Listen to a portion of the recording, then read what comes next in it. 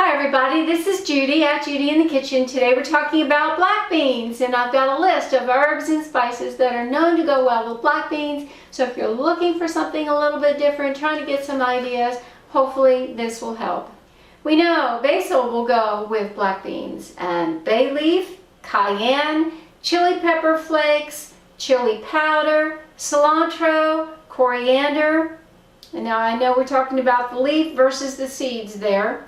Cumin, garlic, ginger, mint, mustard, oregano, paprika, parsley, pepper, rosemary, salt, savory, and thyme. I hope this gives you some ideas. This is Judy at Judy in the Kitchen. Bye for now.